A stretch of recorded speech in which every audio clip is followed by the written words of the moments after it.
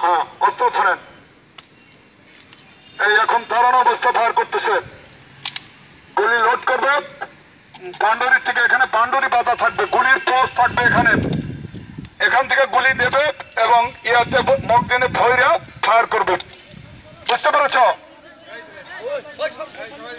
এখন দেখো ওই যে কিভাবে দাঁড়াইতে হবে, কারণ গুলি যা হাতিয়ার যে ধাক্কা দেবে, ধাক্কা দিয়ে আমার ফেলাইতে পারবে না। আমার বাম পাওয়াটা একটু সামনে, ডান পাওয়া একটু পিছনে, এরকম একটু মোড়, ডান দিকে একটু মোড় দিয়ে হাতিয়ারটা এখানে বাঁধাবো এবং ফায়ার করব।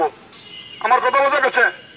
এটা হলো দাঁড়ানো অবস্থায় ডাইনে এবং বামে দুই দিকে সামনে সব দিকে ফায়ার করা যায়। আমার কথা বুঝতে পেরেছ?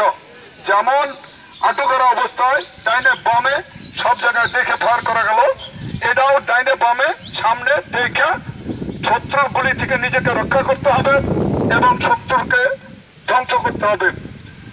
আমার বাধা যেখানে যে অবস্থায়, যদি বৈশা ফায়ার করা লাগে তাহলে বৈশা, শুয়ে ফায়ার করা লাগলে শুয়ে, আটুভাঙ্গা অবস্থায় লাগলে আটুভাঙ্গা অবস্থায়, দাঁড়ানো অবস্থায় লাগলে দাঁড়ানো অবস্থায়, এইভাবে আমাদেরকে ফায়ার করতে হবে।